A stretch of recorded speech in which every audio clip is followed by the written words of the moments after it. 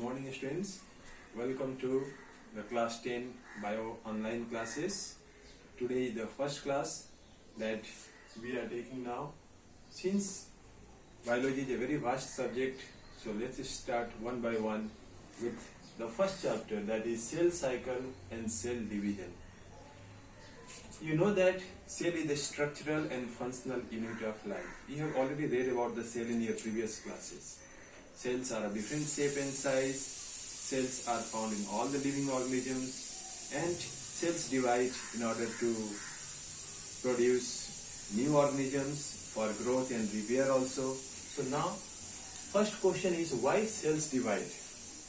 If you look at the board, cells divide to increase the number of cells, because a single cell is not enough for multicellular organisms like us, like the human beings, which needs plenty of cells to carry out different types of functions.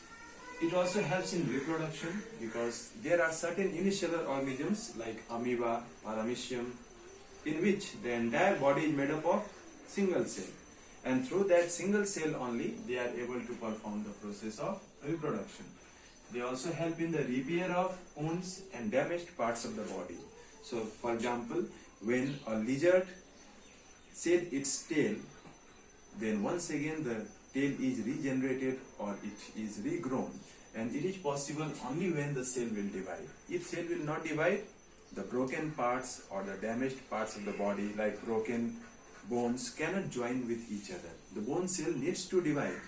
Similarly, the blood cells need to be formed, like RBC, WBC, in order to replace the damaged cells which is already killed or which are damaged by infection.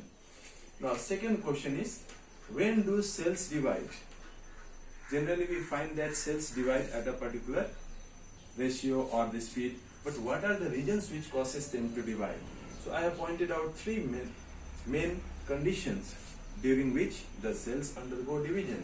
The first one is when surface area to volume ratio is reduced. The meaning of this one is, if the surface area, like smaller the size of the cell, more is the surface area. So when the surface area is more and the volume of the cell is less, that will result in disruption. That is the inequality or the imbalance which is present between the surface area and the volume of the cell. The disturbance will result in cell division in order to maintain the balance of equilibrium between the cell size or the surface area. Then number B, when nucleocytoplasmic ratio is reduced. You know that a cell has a nucleus, okay, like there is a cell, the nucleus is present. Now when the nucleus and the cytoplasm part, both of them, the ratio is there, like what is the volume of nucleus, what is the volume of cytoplasm. When this ratio is reduced, it results in the cell division in order to maintain that ratio.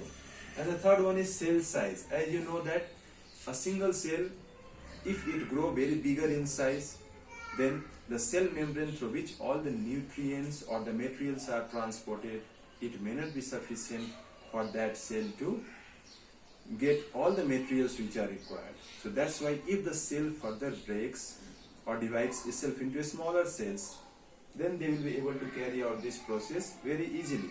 That's why the cell size also helps, or it helps to determine the division of cells. Now, one